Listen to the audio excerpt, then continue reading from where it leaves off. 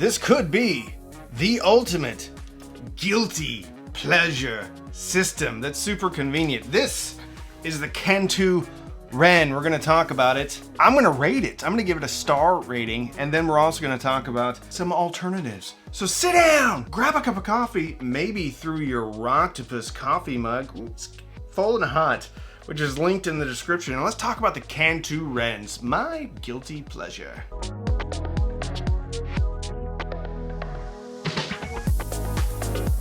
The Cantu Wrens look like they come in 4 different colors. You can get them in matte black, matte gray, matte blue, matte white, or the ones that I have, matte orange, which I really like a lot. Their design is very similar to something like a Q Acoustics 50, well, actually pretty much any Q Acoustics, because they have the curved edges.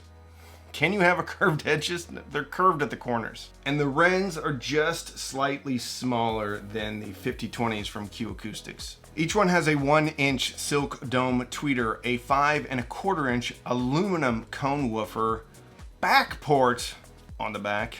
Class D amplification provides 100 watts of total RMS power. Frequency response, 50 hertz all the way up to 22,000 hertz. Has a remote. One of the coolest things about Cantu speakers that I've always loved is the beveled front baffle. So the front baffle literally becomes part of the waveguide for both the woofer and the tweeter. How much use is it? I'd say it's a lot of use. Actually, the funny thing is one of the first DIY speakers I ever made, I wanted to mirror the design from the Cantus. I did bevel the front baffle and then mounted the tweeter behind it and the woofer. Those didn't sound very good, but it's because I made them, not Cantu. The takeaway is they're really cool looking.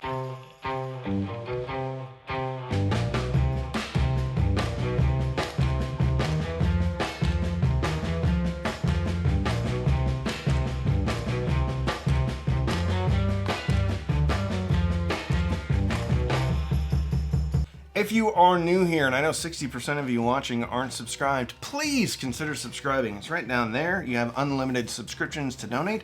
Just click on it. You can click on it. It's right down there. Thank you so much for watching. On the back, you have HDMI ARC for spacious 2-channel PCM TV sound. That's what it says. CEC support.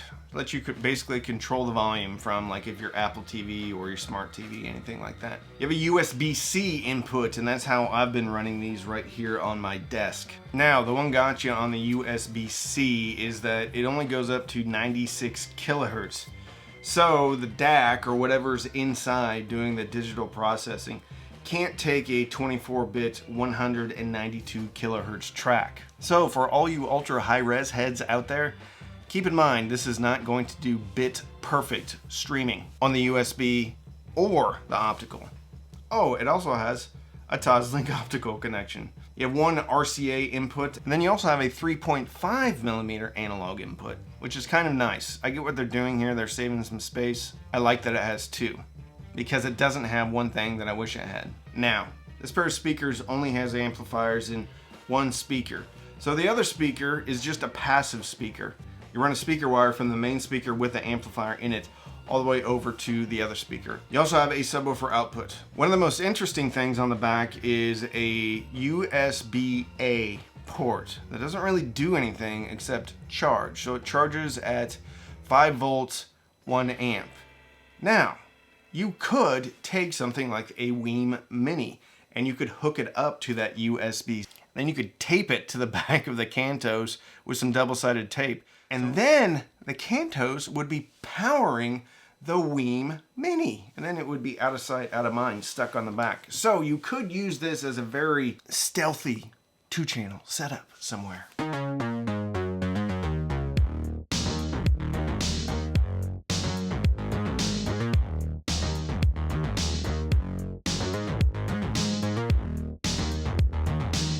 These have become my guilty pleasure. And some would call this a sideways compliment. I don't really think it is. Sound-wise, these are very bloomy, around 150 all the way up to around 300 hertz. So male vocals, very chesty. You won't get ultra extreme detail in the mid-range with male or female vocals, and the top end is, well, kind of a little bit rolled off. The good thing is, with the included remote control and with tone controls, you can adjust this a little bit. For me, my favorite setup, what I thought sounded the best, was -2 on the bass and then +1 on the treble. I felt like that was kind of my Goldilocks zone. The other thing you're gonna have to consider is these speakers, well, they're kind of small. So if you're gonna have them on the desktop, and I really think you need tweeters at ear level or at least angled up at ear level, so you're gonna need some stands. I had them on the ISO Acoustics. ISO Acoustics makes a bunch of different, I don't know what you call them, stabilizers or anti-vibration things. You don't have to buy ISO Acoustics, but I like them. And a lot of times they're on sale because they're kind of pricey. But if you get them on sale, I think it's a good deal. I've been using these for years and I really like them. I even use these on speaker stands to get them just right. And you can angle it up. Sometimes it doesn't keep the angle, but you can mess around with them. You don't have to buy ISO Acoustics. There's a lot of other products out there. But keep in mind, if you do get these for a desktop application, you're going to have to put something underneath them or something to angle them up if you want the best sound, because they are a little bit rolled off on top. Soundstage is really awesome, and I think it has to do with the way the waveguide is cut into the baffle.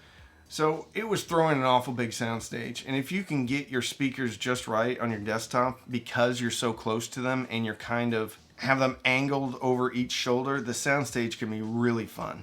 And that's what my experience was with the Cantus. The reason why I call this my guilty pleasure, this is kind of like lobster mac and cheese. You know that's not good for you. And when I say not good for you, it's kind of tongue-in-cheek, right?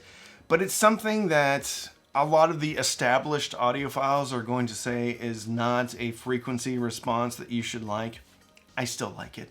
It is super punchy on the bottom end, and I don't really feel like I need a subwoofer because I don't like to have to junk up my desktop setup with a subwoofer. If you're gonna have these in another situation, it starts to fall apart a little bit as you get these louder. And surprisingly, it falls apart for me on the top end. It just starts to get a little bit harsh. Again, you can kind of tweak that a little bit with your remote control and bring down the treble. For me, these sounded the best in a desktop application.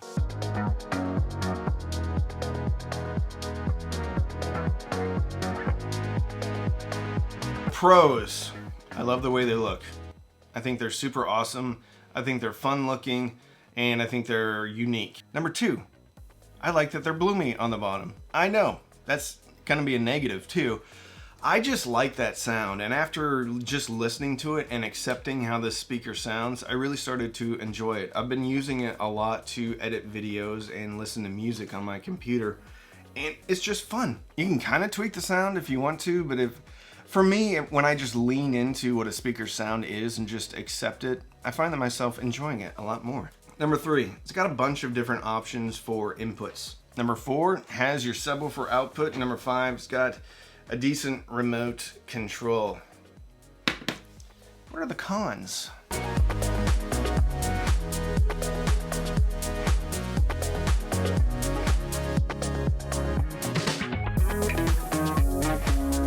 Doesn't play super loud, and that really wouldn't be a con if it didn't have an HDMI ARC on the back. Because it has an HDMI ARC on the back, well, it's kind of meant to play with a television or in your living room.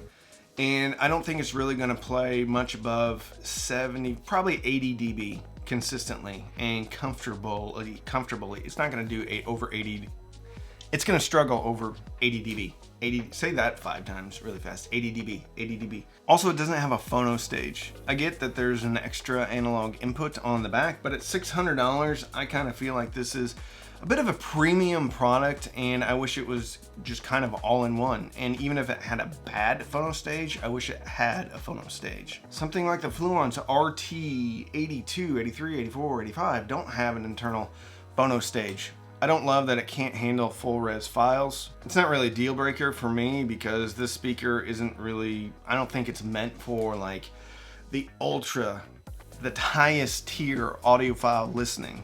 but it's something that I picked up on, and it may be a deal breaker for some of my wonderful viewers. And then the last con is that it's bloomy on the bottom. I know that was also a pro. Either you're gonna like it or you're not gonna like it. Personally for me, I ended up just leaning into its sound and enjoying it. I think it sounds good. I think it sounds an awful lot like the U-Turn powered speaker. And I think that comes in at around $500. So out of 5 stars, I'll give this 3 stars. Definitely not a perfect speaker. Doesn't have some things that I wish it had. But all in all, this is kind of a jack of all trades, master of none type of a speaker. But it's also fun. It's also super convenient. However, if you didn't want the convenience factor, there's a system that I kind of threw together real quick that I think would give you pretty much what this gives you without the convenience. So it would be the Fozzy Audio ZA3 with the Fozzy Audio ZD3, both of which are on sale right now. And then I would include the Cambridge Audio CX50 speakers. All in, that system's gonna come in at $500. You can also mix and match. You could also put together a system with a Weem Ultra that's gonna give you a bunch of options, including HDMI, but you're not gonna have the convenience factor, and you may or may not have something that looks as good or as attractive. If you like this video, then you may like my video I did on a whole audiophile system under $350. I will link that right here. Click on it. So don't binge watch anything on Netflix or Hulu. Binge listen and fill your soul with happiness, maybe with the Canto Wrens. Thank you so much for watching.